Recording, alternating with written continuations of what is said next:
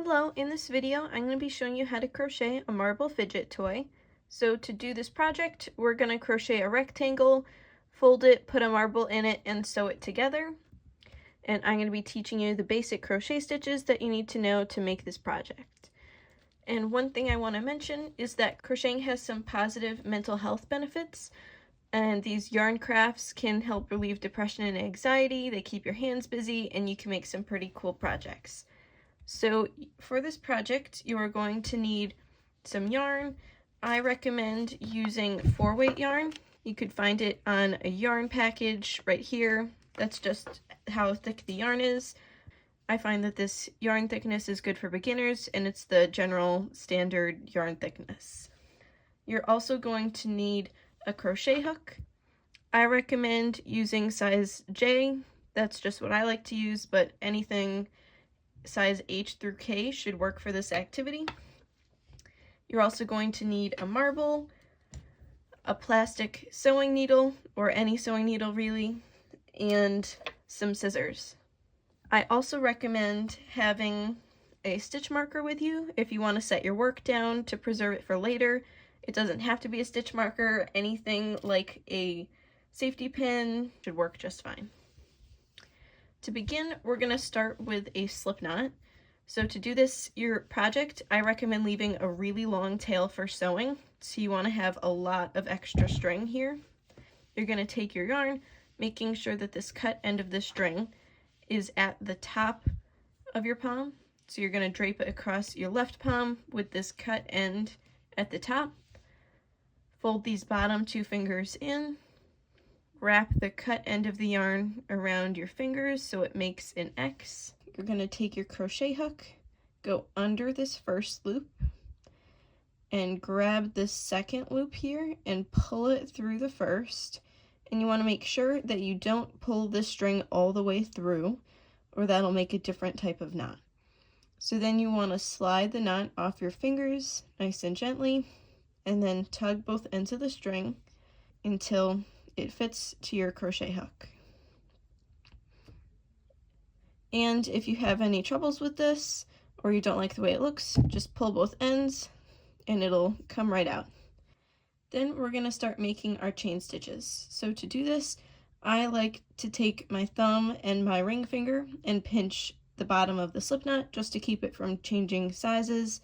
And I like to keep the working yarn between my pointer and middle fingers.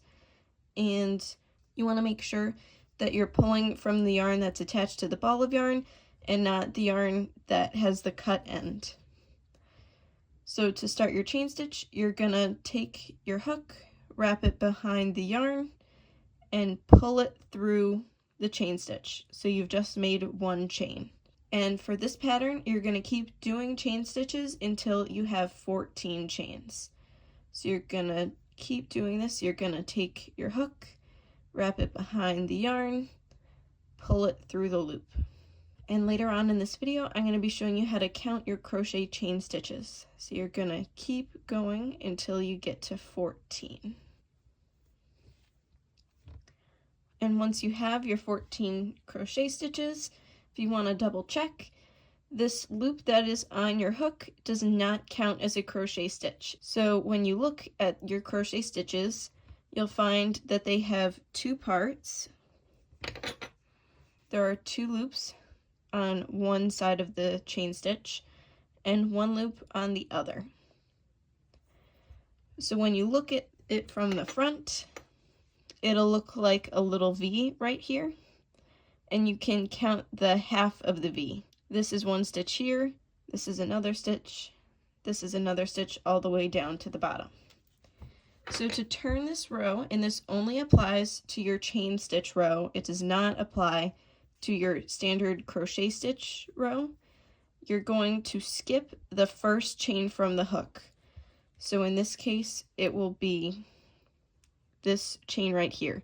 You're not going to crochet into that stitch, it's going to act as your turning chain.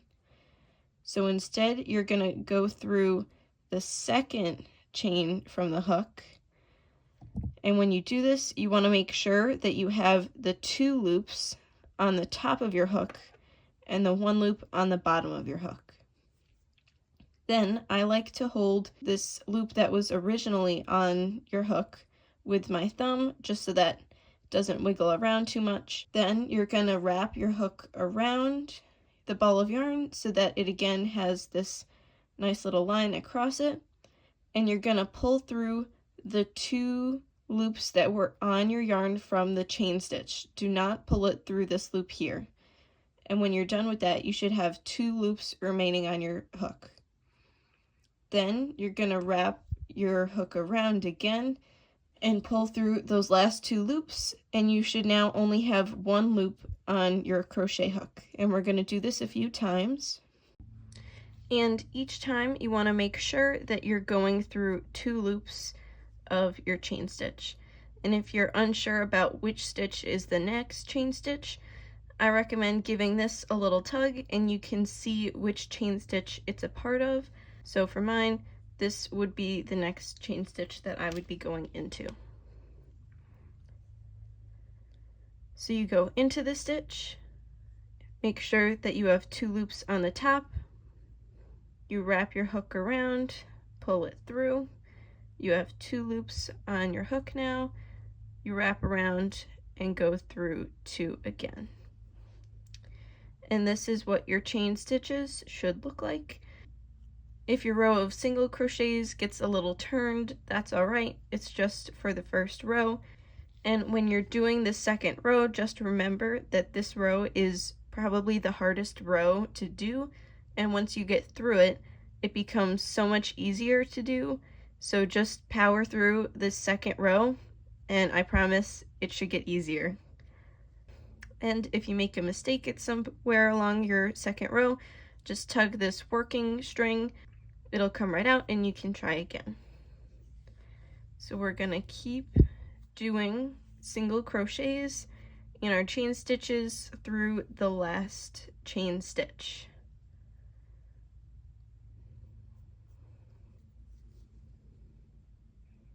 And now we have come to the last crochet chain of the row, and you're going to treat it like all the other crochet chains. You're going to go through it, make sure you have the 2 loops on the top.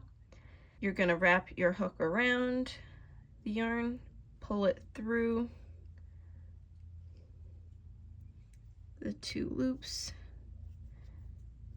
and then wrap it around and pull it through the 2 loops again.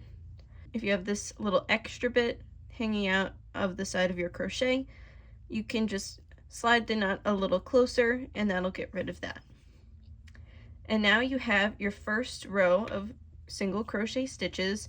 It will get a little twisty at first, but once you start doing more crochets, it'll straighten out. And your stitches should look like this. Now to turn, this is how you are going to be turning for the rest of the project. For this project, we're going to be making about 9 rows of crochet stitches. This might vary depending on how big or how small your stitches are, but in general, you want it to be able to fold over and cover the marble, which I'll show you later. So to turn, and this is how you're going to be turning for the rest of the project, you're going to make a chain stitch as your turning stitch. So you're going to go back behind the yarn, wrap your hook around, and pull it through the loop on your hook, and physically turn your work around the other way.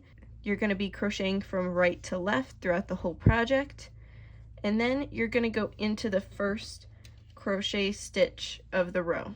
So this here is not a crochet stitch, this is your turning chain. This is the loop from your hook. This is your first crochet stitch. And when you look at your crochet stitches, you'll notice that it's almost like a little box, and that when you stick your hook through the center of the box, you automatically get 2 loops on the top of your needle or your crochet hook. So this is where we're going to be putting our crochet hook into for the project. So you're going to take your crochet hook, stick it through the 2 loops of the single crochet, wrap your hook behind the yarn, pull it through the 2 loops of the single crochet, and you should have 2 loops on your hook, and then you're going to wrap around and pull it through 2 loops again. And you've just made your first single crochet of the next row. So you're going to do the same thing in all the rest of the stitches until you have made about 9 rows of crochet stitches. And you're going to keep turning the same way, and this is what it should look like when you're going along.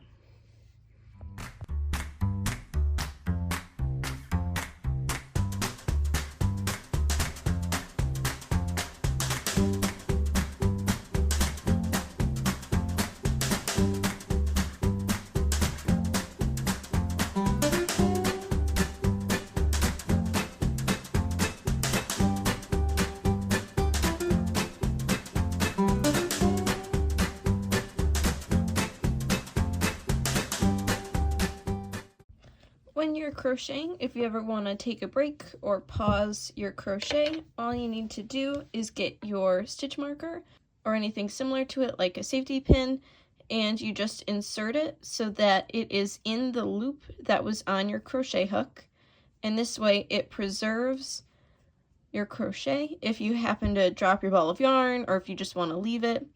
If you don't have a stitch marker and say your ball of yarn falls when you're not actively using it, then your stitches can come undone. So by putting this stitch marker in that little loop there and locking it in, it prevents your work from unraveling. And once you have made a few crochet rows, it can be a little difficult to tell how many rows you've made, but when you look at it, if you look for these little boxes here, and when you're counting rows, it's pretty much half of a box. 1, 2, 3, 4, 5, 6, 7, 8 is what I have right now. So now I can test and see if I have enough rows for the project. So I put my marble in the fold of my rectangle, and I could see it's a little bit of a tight fit.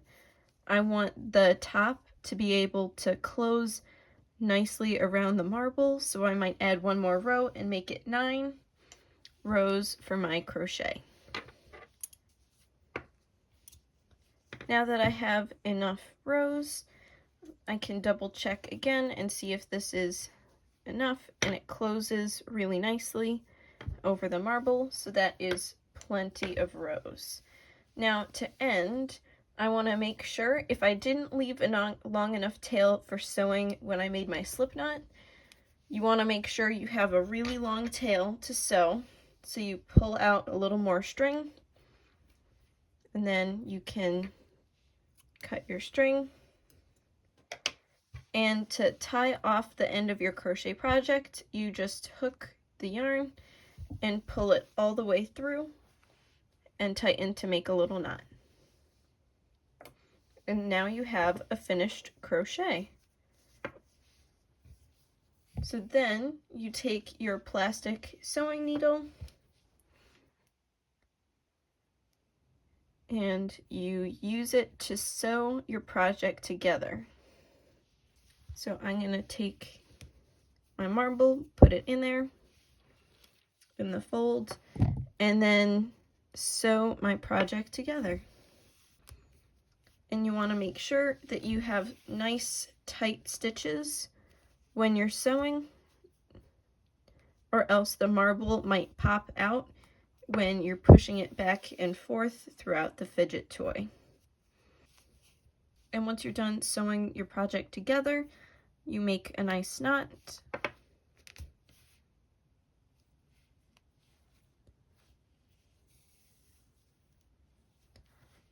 Make sure that knot is real tight, and then you can cut the yarn nice and close to your knot. And then you just make a knot with your other piece of string and make sure that piece is secure, and then you are finished with your project. Now you have your completed marble fidget toy. Thanks for watching.